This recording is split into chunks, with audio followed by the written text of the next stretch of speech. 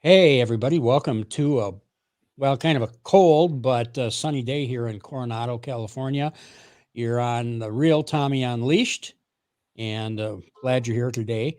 Before we get started with our fantastic guests that I know a lot of people have been waiting to see and meet and hear, I want to thank our sponsors, Attorney King, who makes the Attorney King Studios possible for us to do our broadcast out of here with the IQ Podcast Network.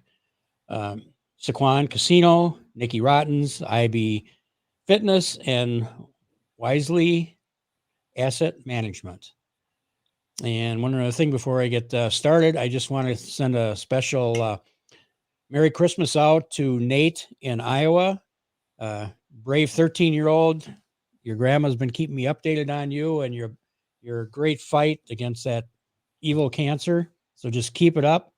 Proud of you. And that's all I'll say. Have a Merry Christmas with everybody. And today, I'm really excited to have on Karen oh no, I'll mess it up. Salvaggio. Oh my God. That's close. That's really close. Well, Karen's an amazing woman. She's a CEO, entrepreneur, personal and corporate coach, race car driver, motor car influencer, and public speaker.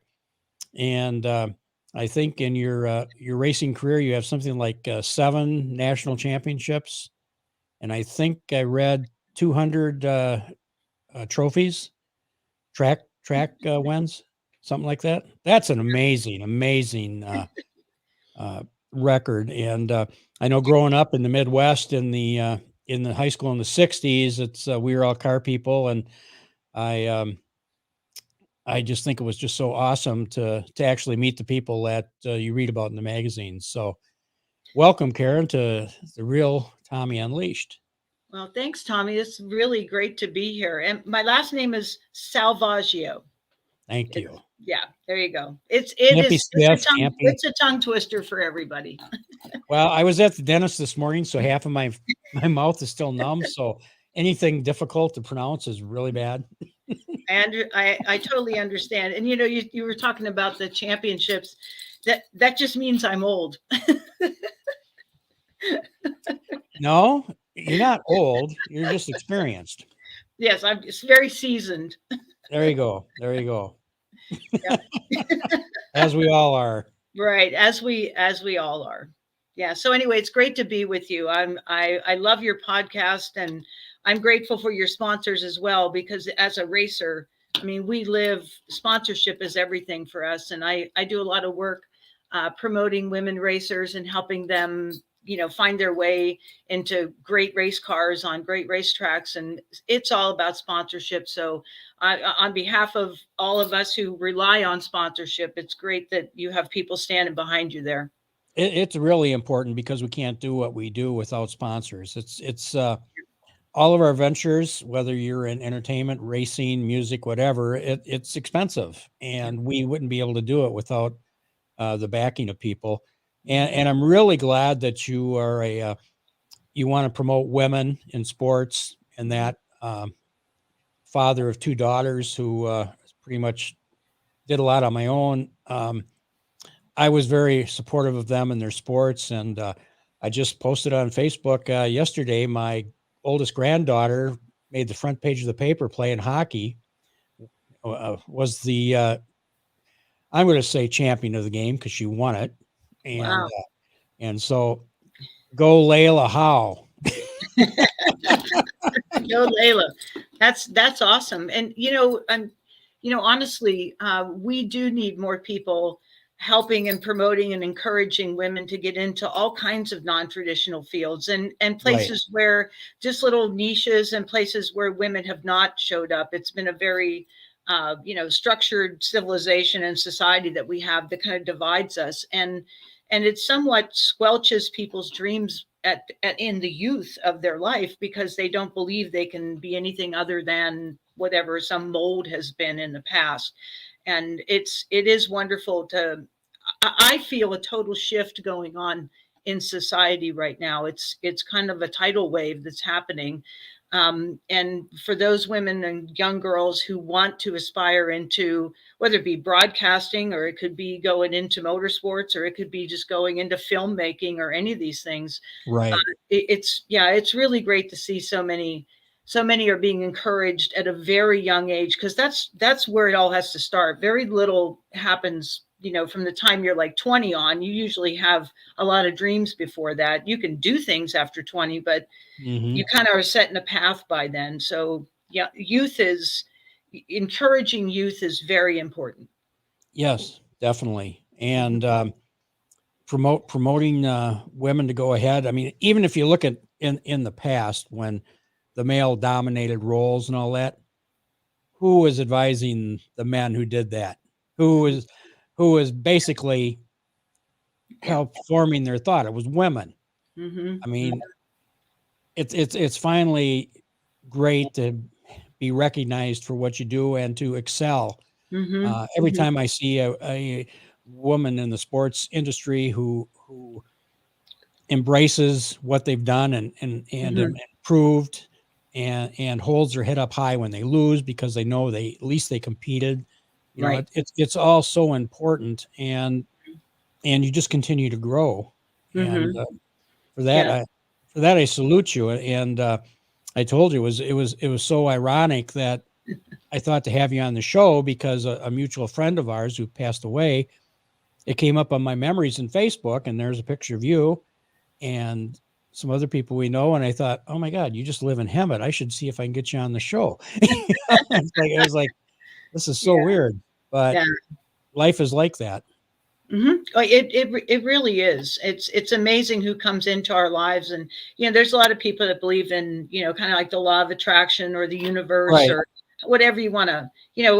What's the most famous saying? You know, luck lives at the intersection of hard work and opportunity. Like you have to be in the right place, but you have to put yourself there. And then, for many a reason, you cross paths with people who Yeah. you link arms with, and you end up going all kinds of amazing places. Matter of fact, one of the mantras I have in my life, and this is how I actually got into motorsports, was it's a crazy story, but I was in the military, because I had joined the military because I Right. couldn't afford to go to college. And I figured out, and this was in 1976, that they had the GI Bill, and if I enlisted, I could go to school, and that was my driver. So off I went, and it just so happened that the Title IX legislation had been passed in Congress, and they were looking for Hmm. women to be in non-traditional fields. And as I always tell people, people think there's just a car gene that lives in guys, like that must be a guy sport. But I know a lot of women who are actually very much into cars, and gearhead girls, as we say. And Oh yeah. I was a gearhead girl my whole life. So when the military said, "Hey, do you want to be a wrench? Do you want to work on?" I was like, as long as I get the GI Bill, I don't, I don't care what you put me in. So next thing you know, I'm a crew chief on B-52s, which is like a crazy life in and of itself. But that was my Right. yes. I'm in. Put me in. So off I go. And then 6 years in, I meet a guy he has a plane. I have a plane, and he says, "I have a stock car, and I need somebody to come down to the local dirt track and help me. Will you come down?" And he knew I knew how to wrench, and I was reliable and sound and safe. So off I went, and thanks to him, his name is Bill Glazer. I'll never forget him. And he actually let me take his car out on what they call mud laps. This is a dirt Hmm. track in Central California, dirt track. I got in that car, and it took me half a lap. And I'm like, because once you're in the car, you don't see the grandstands, none of that. All you see is what's in front of you, the people around you. And I was like, I am in heaven. I have to do this. I don't know how I'm going to do it. No idea. But so that next Monday, I went out and started looking for a car. And I had no idea what I was doing whatsoever. But it Yeah. was one of those, if you use the mantra, I'm in, like, I'm in. Somebody says, "Hey, you want to go?" You're like, if you don't have a prevailing reason not to, then go, because you don't know what you're going to meet, what you're going to see. Exactly. Like, just do it. Like, and I know that's like the Nike thing, but quite frankly, people turn down. It's like, oh, I don't know. It's a long way and it's going to be cold. And it's like, just shut up and go. Yeah, you do hear that from some people that "Oh, I can't do this, I can't do that, I don't Right. know, and I was kind of the person that, okay, why not? I mean, I'd Mhm. rather have tried something and failed at it and say that at least I tried Yeah. than to always sit there and wonder if I could have done it. Mm-hmm. And Hmm. that's why I keep going forward, is because I love a challenge and I like learning new things within my field. Hmm. And I think that's in all of our endeavors, that's so true. And you have that passion, and we tend to gravitate around people that have that same passion, Right. and we just Hmm. build off one another. And it doesn't take long before you see where you should be going, who you should be with, what you should be doing, who you should network with, Right. and Hmm. it's you always look for that opening, that being spiritual. I say, God opens the door for you. You have to have the Hmm. courage to walk through it. Right. And then you also have to have the vision to see what's possible on the other side. There's a lot of people that are afraid to walk through that door when change happens. Right. Right. And as we know, the only constant, especially after going, a couple of years of pandemic world, the only constant is change. That's Hmm. that's it. And if you can pivot. Matter of fact, I've met some people that they've had their most successful years in business these last 2 years because they were able to pivot. They were able to see the pandemic as an opportunity as opposed to this horrible crisis and challenge. And granted, if you were in the restaurant business, I mean, there are some businesses that because of the local laws just completely squelched them, and it was Hmm. difficult. But for those who could find a way to, it's kind of like that book, Who Moved My Cheese. I don't know if you've ever heard that book or not. Right. Yeah, like Who Moved My Cheese. It's like you if the cheese is gone, if you keep trying to go after it, you're going to starve to death. So you have to be able to be flexible and pivot and find opportunities. And I'm very lucky to work with some folks in my coaching business that Hmm. honestly, they see entrepreneurs see life as an opportunity and challenges as an opportunity. And sometimes the greatest challenges are the greatest opportunities. You just have to see Right. them and double down and link arms with people who see it with you. Yeah, and you got to realize also you're going to fail, and you have to fail in order to succeed, Right. and Mhm. not to be defeated. I mean, if you fail, there's a reason, and you can't blame it on anybody else. Right. I mean, Right. because Hmm. you can always overcome any type of obstacle that's there. You just have to figure out how to overcome it. Right. Uh, for myself, with COVID, it was just starting to pick up with more acting gigs. I was doing several national commercials and stuff, and then all of a sudden, just stopped. Yeah. And it was no longer calling anymore, no more doing anything. I had a script that was going through Lionsgate, and that just ended. And it was like, oh great, what are we going to do? Well, that was the time in July of I don't want to mess up, 2020 was the last July. Yeah, we started this. Yep. I came down and joined the IQ Podcast Network, uh, Hmm. and was able to have a show, and I was focused on that, and I was able to finish my book. I've been working on for a long time because I hadn't had the time to do it. I finished that, finished some other scripts I was working on, and it was like you just turn it around and you Hmm. put it to your advantage. Well, the And key that the key of what you just said was, you didn't go home and sit on your couch, put on your slippers and your jammies and watch TV for the last 2 years, like, or last year and a half, or whatever yeah, the number has been. Like you doubled down, you stayed engaged, and you thought about what can we do differently, and you've successfully pivoted. And there's a number of people who are still they're waiting for the world to go back to what it was. And I don't think that's going to happen anytime soon. I mean, if they have enough resources to sustain themselves for a few years, maybe. But um, well, the yeah, only you way the pivoted. world's Yeah. I was going to say the only way the world's going to go back to what we were used to is when we start doing the things that make it go back to where we were. We Right. can't stay hunkered down uh, Hmm. forever, and and just Right. give up our dreams and our opportunities and everything. We got to Mhm. go out there Right. and challenge it. Yeah, And and I so, know this may not be race car related, but what we know, and you said it earlier, you enjoy learning new things that are associated. Okay, we mhm, have, I think, as a society, I'm actually when I went to school to begin with, I'm a social scientist by trade, really, and then I do organizational leadership and whatnot. And mhm, the racing career has just been because you don't make tons of money racing unless you already have tons of money. So right. I had this whole other public education career. But the truth is that we've learned things from the pandemic, and people have a new value in the way they look at life, the way Mhm, how they're willing. They're like, I get to be with my kids more. I don't have to commute on the 405 or the 5 or wherever they live on the 95, maybe back east. They don't have to get in that traffic and drive for 3 hours somewhere. The shift has come where people can remotely work. And so, even in the little town of Hemet, where I live, which used to be like the backwater of the world, nobody came out here. Like houses are selling like crazy. People are because guess what? Right outside my back door is an orange grove that's beautiful. I have an 11,000-foot mountain right behind me. I've got skiing over here, and the beach is an hour and a half away, or an hour and 20 minutes, really, if I go to Oceanside. I mean, yeah, it's like they've learned that the value of life. My dad had an old saying. He was like, it's like people know the cost of everything and the value of nothing. And you can know how much something costs, but value is what fills your heart.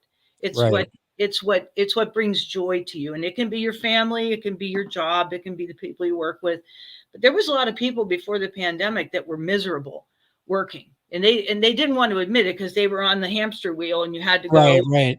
Yeah, so it's really changed a lot. And in racing, we were probably one of the first groups to go back to work because guess what? You're pretty socially distanced when you're in your race car. Yeah, So they were like, why aren't we racing? We'll hold our meetings, our drivers' meetings outside. We'll socially distance and all y'all can wear masks. And then we're going to get in our cars and race. And so, by, in June or July last summer, I was flying to Atlanta, to Road Atlanta, to a race. When everybody was still on huge lockdown, we're like, mhm, yeah, we don't see any reason why we can't go race. So we just pushed the envelope and off we went. right. Yeah.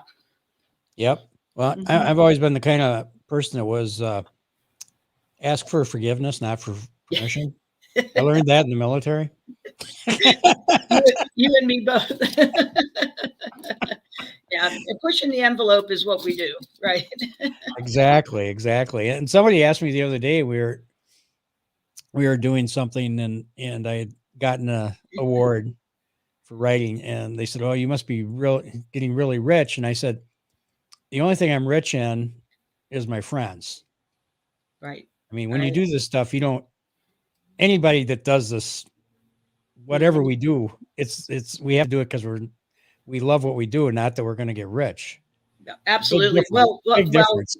we always say so. I race replicas of the Shelby Cobras from the 60s, and and whatnot. And then Yep. I'm a Corvette person. I'm kind of non-denominational, if you will, because I love just wicked fast cars and muscle Mhm. cars and all that.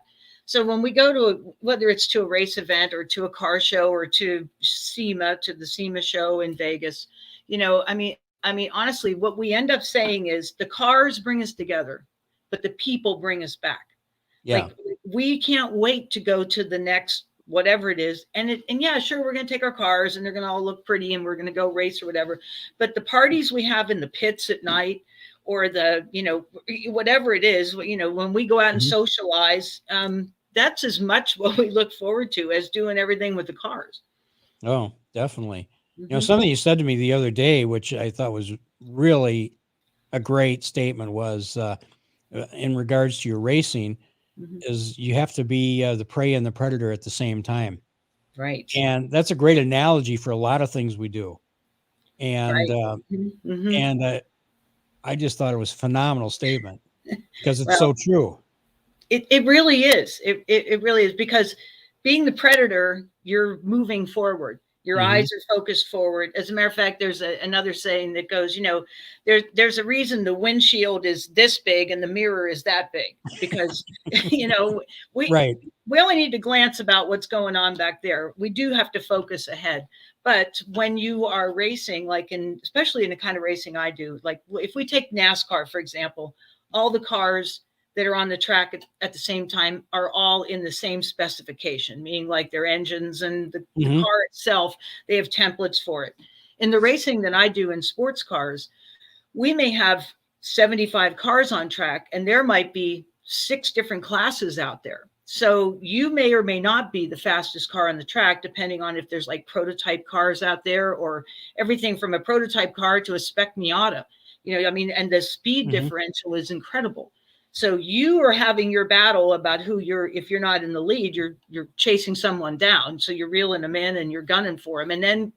But then you have somebody else who's coming behind you, maybe in your own class or maybe in another class.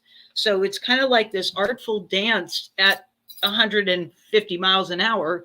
and things happen. I mean, you have to be, quick. You need to be able to be decisive, and then you have to claim your position too. That's the other thing. You can't, like, if you're going to, it's not like remember the chipmunks, it's like, oh, you before me, and no. It's like, you got to take your spot.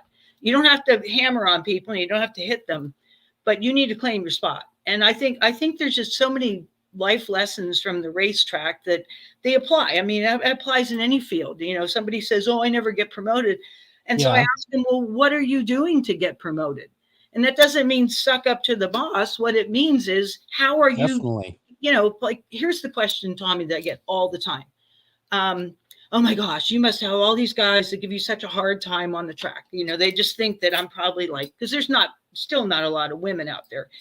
And the truth of it is, especially I've been doing it for so long, but people kind of know who I am at this point. But it wouldn't matter if I went to a new track where nobody knew me. The only thing that matters really, that there can be talk and they can not like me or whatever. No one can argue with competence. No one can argue with skill. And I don't care what field you're in. Be the best. Just be the best. Go work on yourself. You don't have to blame everybody around you. And if you're in a situation that you think you have to blame everybody, you need to go look in the mirror. And then if you still find that you're really in a bad place, because I know a number of women who are like working in auto body shops, so they sometimes have a uphill battle because they have guys that just don't want them there. And sometimes the atmosphere is bad, but quite frankly, you know what, leave or start your own shop, leave, get your own skill base up. But, blaming the rest of the world for your problems is not going to solve anything for you. It's just going to give you more problems. That's true. Talking about that, being the prey and the predator and that, I was curious about what you thought about the scene in Ford versus Ferrari when Ken Miles backed off so all 3 Fords could cross the finish line. Yeah, he was, well, of course, being associated and, knowing a number of people in the Shelby world and in the Ford world, and I was fortunate enough to meet Carroll Shelby and listen to him speak several times. And that whole situation, honestly, I know it was one of his biggest regrets, because Ken Miles was an incredible talent. He was a phenomenal driver and an incredible fabricator and he was just a genius. And them having that happen so they could have that kind of that photo opportunity. Ken was a good soldier. He was a good guy. He's going to do that. And no one would know that the very next fall at Riverside, he would be killed in a crash, I mean, and, it's tough to see that, but, I'm just going to go forward a little bit and say, one of the greatest eras in motorsports truly was post-war until probably, let's say, the mid 70s or 80s, somewhere in there. And you could go back to the 60s, probably, even if if you're really hardcore. But it was also an absolute tragedy how many amazing drivers that we lost in that era, because it was just, even, like so many Ferrari drivers and so many drivers that would have been driving, a Lotus or I mean, you name it. There was a lot of McLarens. There was a lot of people killed. So the safety got so much better. And Ken Miles, even in 1966, 67, there was fewer then than there were being killed in 58. And now, fast forward, and I rarely ever tell this story, but I had a very serious mechanical failure back in 2007, Mm-hmm.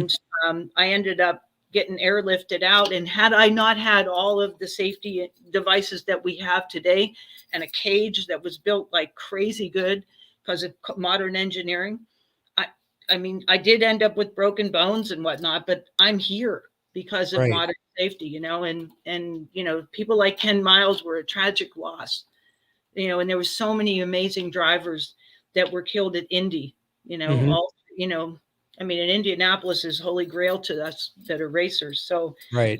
I mean, it was a travesty what happened to Ken, that whole thing. And, it, on the other hand, when we run the 25 hours of Thunderhill, which is nothing like Le Mans, but Mm-hmm. it's still, 75 cars, we run for 25 hours straight.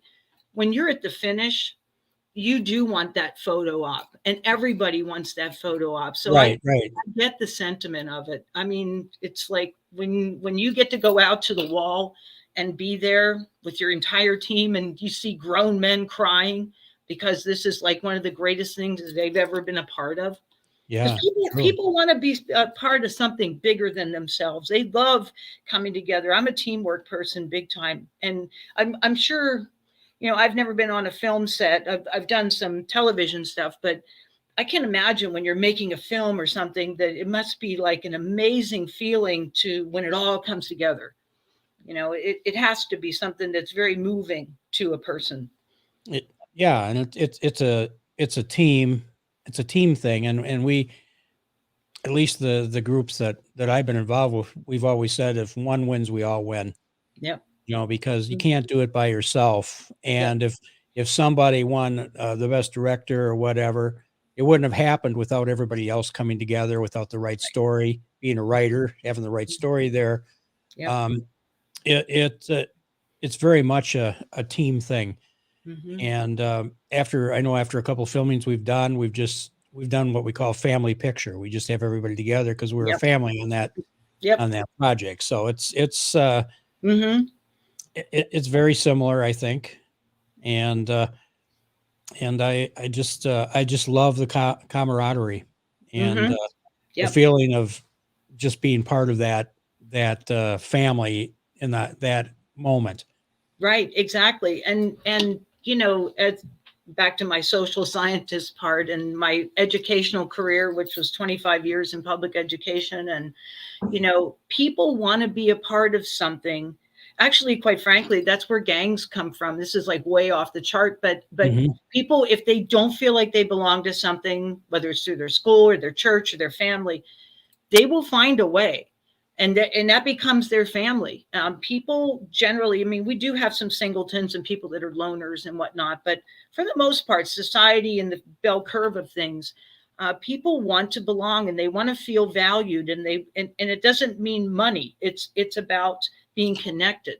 Yeah, Hmm. absolutely. Yeah, and racing, of course, is a massive team sport. I've been so blessed and honored to have some, like, if people go to my Facebook page, my cover picture is my race team from 2009 or 10, somewhere. I can't remember which one's up there right now, but it's after the 25 hours of Thunderhill. The car looks horrible. People are just wasted. We're spent. But you know what? It was one of the greatest memories ever. And it's this massive group of people that came together and made that happen. Yeah, and that's an impressive picture. That's pretty awesome. And It's, so, what's your favorite car? oh my gosh. What's my favorite car? Um, you know what? I can't really say. I hate to say it. I love my Cobra Roadsters, and I have a Daytona Coupe that's just my Sweet.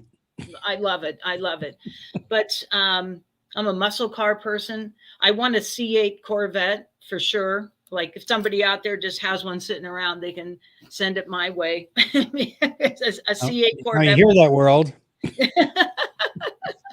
I mean, honestly, I've, I love Corvettes. I really do. Yeah, I Mhm. think, yeah. But see, I'm a grassroots person. I would say I'd love to have a Ferrari 458. That'd be great.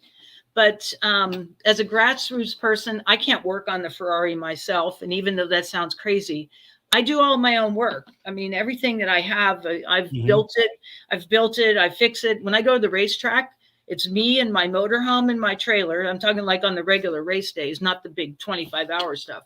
Yeah. It's me in my motorhome, towing my trailer by myself, pull into the pits, put my awning out, put the car out, and then I field it, fix it, do whatever, hop in it, drive it, race it, come back in, work on it, and then we all party in the pits together. So every once in a while, I'll have one or two people who will come and help. But for the most part, I just kind of do my thing, which is a ton of fun. I mean, I have tons of Yeah. people, they'd come out if I asked them to, but I'm like, oh, it's cool, I'll do it. Because I like that part. Yeah. Um, well, well, for me, my favorite is anything that starts with muscle. Right. Yeah. Yeah. Exactly. All the muscle cars. Well, I mean, I graduated. I have no shame about how old I am. I graduated from high school in 74. And, muscle cars were really big then. That was my high school cars were all muscle cars. My first car was a Mustang. I mean, it's, you know, I did, but I love them all. I even love some like the old Volvo P1800s. Those are amazing. And so there's some great Volvos and there's some Mhm. great Alphas. And I do a lot of vintage racing now, so I get to rub elbows with people who have some really beautiful, Wow. historic race cars, and they're amazing. What do you race in the historic class? I race my Daytona Coupe. Oh, okay. Yeah. Very cool. My Daytona. I don't even. I'm sure people have picked. I'm sure there's pictures up there somewhere.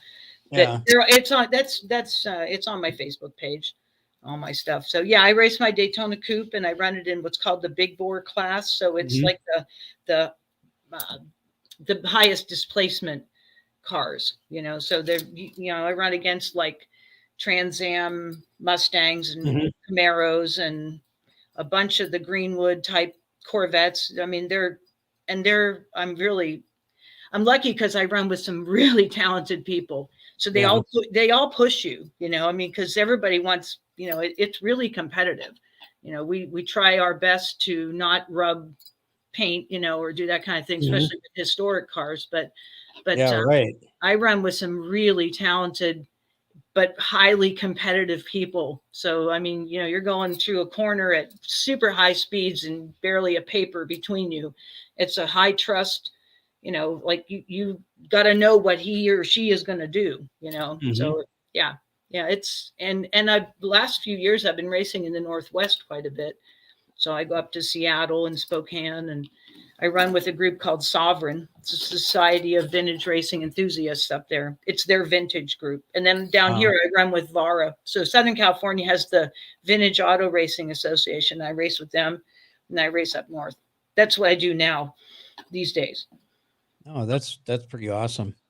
Yeah, Yeah. I could get into the vintage stuff. Well, they used to have a Fun. really big, they used to have a huge vintage race down there at Coronado.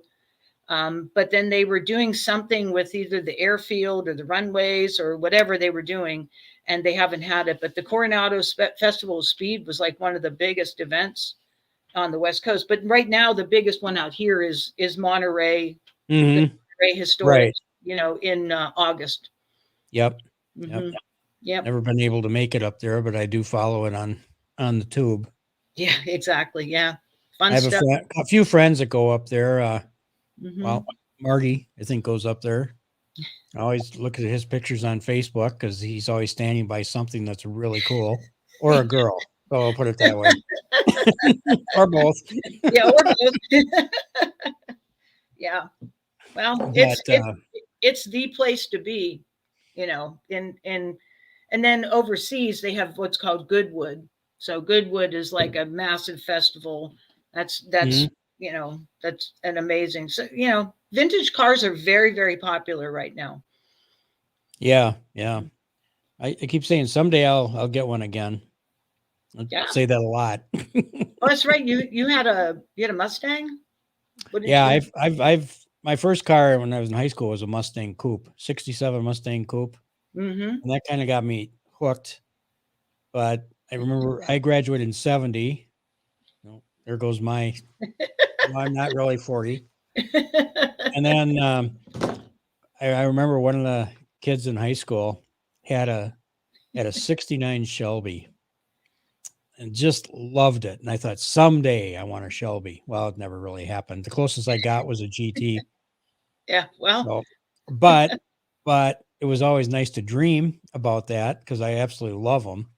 There's Yeah. just something about Shelby in the 60s, and his car designs were amazing. Oh, And yeah. the Roadster is like to die for. Mm-hmm. Yeah. Yeah. I agree. I was very, very fortunate. Uh, I've been doing instructor driving, like race car instructor driving for Mhm, many years, probably 25 years, let's say. And I was very fortunate to connect with a group that was actually doing, Ford had what's called the special vehicle team for a while, it's SVTs. And they actually had, they would put on track events around the country. And so I got to be one of the instructor drivers that would go to these track events mhm, and help out. Particularly, I mostly did out here in the West. But when Carroll Shelby had his 85th birthday, um, I think it was 80. It was 80 or 85th, but it was in 2007. So they put, and he was still doing a lot of manufacturing and putting out the Shelby cars out of his place in Vegas there by the right. track. So I got to be one of 9 instructor drivers for that event.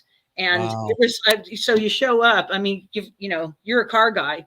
So you show up and they're like, okay, they're all lined up. So here you have them all kind of Le Mans parked and they're like, keys are in them. They're full of gas. Just give our customers a great ride. And I'm like, you spend all Wow. day. Yeah, like we bring them back when they need fuel. And I was like, I am in heaven. That's like one of the best days of my life I because I was get, gonna say how that's about as close to heaven as you're gonna be. yeah, I mean, I get to drive everything. And this was back in the day when the Super Snakes were coming out and the GT 500s were out and then the GTs Mhm, were out. So you just got to, they even had a little car, it was a little V6 called a Terlingua, which was literally one of the most fun cars I've ever driven. It was only a 6-banger, so it's not like a lot of horsepower, but it's totally set up. So you can just stand on it, wide open throttle all the way around the track. And it's like it's a momentum car. And once you learn how to drive a momentum car, we mhm. say when we say about power corrupts. So if you have a 600 horsepower car, you rely on the 600 horsepower. When all you have is like 240, you learn not to use the brakes. You learn how to carry speed. You just become a so much better driver in a momentum car. That's why the little Miatas will be at a racetrack and they get in a corner and then they're on the back end of one of these big horsepower cars because the guys in there or the girls in there like fighting it. And this guy's like, just carry speed, carry the speed. Anyway, it was one of the most fun events I've ever been to. It was great. Wow, that's so awesome. Lucky Wow. me. Lucky me for sure. Yeah, definitely. So you were telling me a little about when you were growing up. You want to talk about that a little bit because I think a lot Sure. of us can relate to that where we Yeah. where we started and then where we end up. Exactly. Yeah. Yeah. Well, I grew up in a very, very small town north of Pittsburgh. So, just really a wide spot on the road on a 4-lane highway and a lovely place. But there were no racetracks or any of that around where I grew up. And we were kind of in a, rural area. So I always say this, I think I said it earlier, there's a car gene that lives inside of us or a movement gene or Mhm, something because I just love to ride my bike fast. I would anything I could get in. When I went to an amusement park, all I wanted to do was ride the cars or the bumper cars, or I wanted to drive something. I just always wanted to drive. So I even set up in the little 2-lane road in front of my house. I set up my own little autocross slalom course. And my neighbors used to get so angry at me because I'd have paint cans out there, and they're like, get that crap out of the. I love it.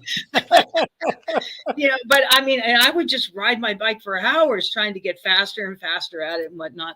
So I had my little, and my bike, I didn't have a Schwinn. I had a Kmart Huffy. So it was a Huffy bike with a high rise handlebars. It was, I think I got it in 1969, 1970. It was blue. It had a banana seat and that whole thing. But we would. Did you have the stick shift on the? No. Huffy's didn't have that. That was a Schwinn thing. Was that a Schwinn that had that? Yeah. Oh, okay.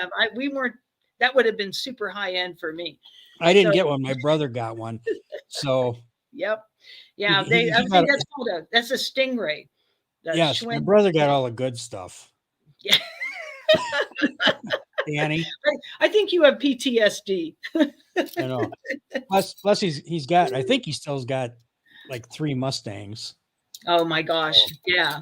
Well, so baseball cards were super popular then. We used to pitch baseball cards and trade baseball cards. Oh, yeah. I mean, we had stacks of them. Everybody wanted the rookie card from this and all that. But what we did with the baseball cards was, the clothespin trick, on that little crossbar in the back, and we'd stick, 2 or 3 baseball cards in the spokes, and the more you had, the more louder it was. And so I probably, I don't know how many great baseball cards I probably destroyed. If I could have those back now. Yeah, I had a whole drawer full of baseball cards. Mm-hmm. And I had football cards and I had some other stuff you got. When I got home from the service, they weren't there anymore. My mom cleaned house. No. And it was like, oh, yeah, I got those. And I go, where's my cards? Oh, dang. Yeah. I know. And back in the day, we'd go to Milwaukee. Mm-hmm. I'd go down and have back then, either be the Brave. Well, back when the Braves were there is when I would go down there. You could take your cards down there and the players would sign their card for you. Oh, it was just, Yep. You could just walk up to them and they would sign your cards and they were all super nice. Mm-hmm. I don't think it's the same way anymore, but it was, yeah. And that's what I wish I would have still had, because I'm thinking, oh yeah, I got his Mm-hmm. card and he signed it. No, I don't. Mm-hmm. Well, a lot changed, and this is not a bad thing. So I'm not slamming the media, but when media really got a hold of sports, and things became, commercialized and whatnot, because like the Ken Miles, if we go back to that story, Ken Miles, had like a station wagon or an old pickup truck, and he towed whatever he had on a open trailer to the racetrack. And if you went to a racetrack in the 60s, you literally could put a pup tent up. A lot of people won't know what that is, but the old pup tent, and they slept either on their trailer under the stars or in a pup tent, and they had a little grill that they'd have on the back when station wagons were there, and you'd put the tailgate down and you'd cook on a little Coleman grill or something on the, it was so grassroots, and the innovations that happened then were just amazing. Like people came to the track with wings on the cars and things that they were like, oh yeah, we fabbed that ourselves. You hear about this from the 50s and the 60s, but then everything got standardized and parity was the thing. And, we want to make sure we have these, and everybody gets elevated. And now, like, to be able to even to talk to a NASCAR driver, let's say, I mean, it would be rare. Like, you can't just go to the garages. You got to have a pass, or you got to have this, but some sports like NHRA, for example, they still have a lot, and a lot of the high-end sports cars, you can actually still walk through the pits and kind of go to the garages. They may have a chain there, but you can at least get to it. It's really become less grassroots, which is great. There's probably goodness to it, but I'm just a grassroots person. I just grew up that way, and like the reason I learned how to work on cars is because I couldn't afford a mechanic. So my car was broke. I'm like, well, I better learn how to fix it or I'm going to be walking. So And I just said, okay, I don't know what I'm doing. Believe me, it's not always gone well. I've had things go wrong. Oh yeah, I've had parts left over, and they're going, well, if it's left over, I must not need it. Must not need it. It's running. Yeah. Yeah. Well, one of the other things that I really want, I encourage everyone. It's so hard to find confidence sometimes to go try new things Hmm. because you feel like you don't know what you're doing. You're going to look stupid. Whatever the reason, you're going to get hurt. Let's say maybe you're really worried about it. But, you know, I would highly encourage anyone who has any desire to take on a sport or to go try something new, and whether it's cooking or whether it's, I don't know, going skiing, whatever, get out there and try it. Go at least get in the atmosphere and give it a Right. go. Yeah, so many people hamstring themselves. They Our mind is really the only limiting factor in our life. We can believe all the crap people tell us, Hmm. and people, not everybody's out there loving you every day.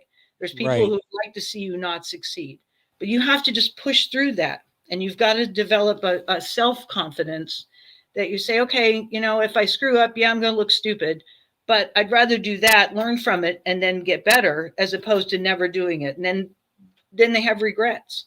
Hmm. Yeah, exactly. And that's kind of what I've always thought about is I don't want to have regrets. I mean, there's Right. something that I won't try because there's absolutely no way I would do it, like bungee jump or whatever, stuff like that. Right. But things that are reasonable, Mm-hmm. um, I will. I still have my bucket list. I want to go up and do one of those NASCAR experiences or something up at Fontana. I Yeah. still got that in the back of my mind.